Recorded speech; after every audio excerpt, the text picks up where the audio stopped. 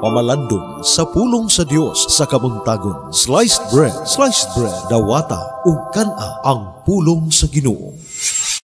Maayong buntag kaniyong tanan, nining adlaw mamalandong kita sa Ebanghelyo kinutlo gikan kang San Marcos, uluhan 4, mga tudling 21 ngadto sa 25.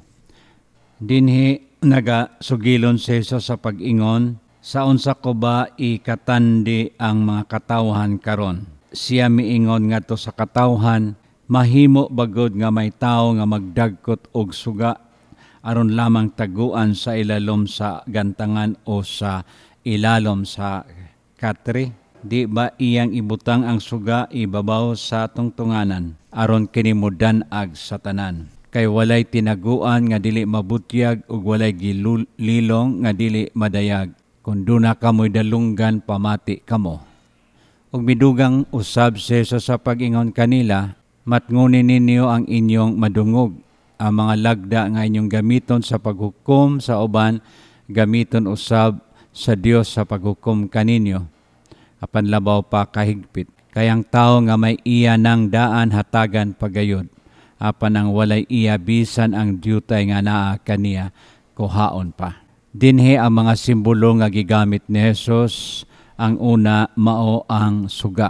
Ang suga ang iyang kinaiya mao nga magahatag kini og kahayag.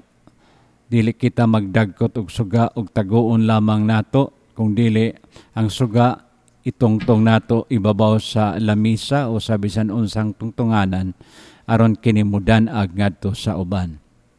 Kita usab unta mahimong daw suga ngadto sa uban. Mohatag sa kahayag, mohatag sa giya, hatag og pagtulunan, ingon man magpahinomdom, mahimo kitang kahayag nga makahatag og kadasig ilabi na ang anaa sa kadulom o sa kangitngit.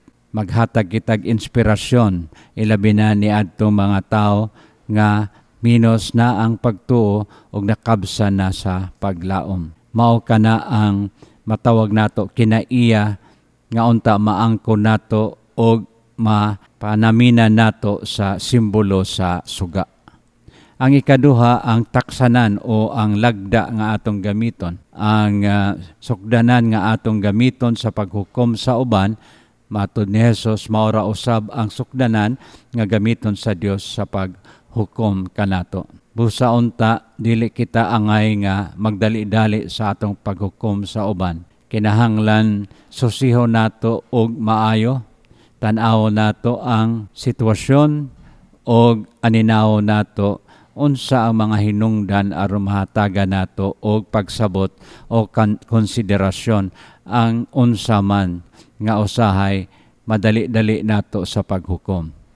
Kung unsa man ang atong hukom, mausab ang sukdanan sa hukom nga gamiton sa Dios alang kanato.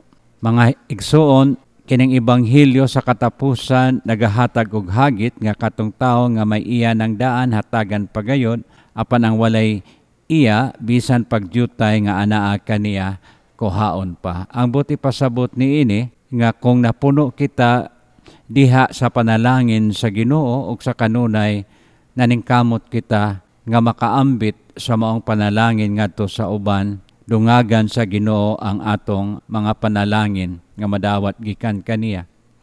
Apan kung kita mahimong hakog ug kung kita mahimo lamang mutan-aw sa atong interes o walay pagtagad sa uban, ang gamay nga ania sa atoa mawala o kuhaon pa mawad-an hinuon kita.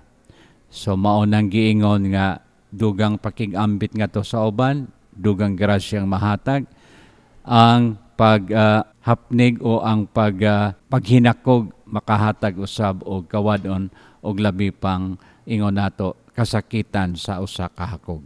Daghang salamat sa pagpaminaw, maayong buntag kaninyong tanan. Sliced bread, dawata ug kana ang pulong sa Ginoo.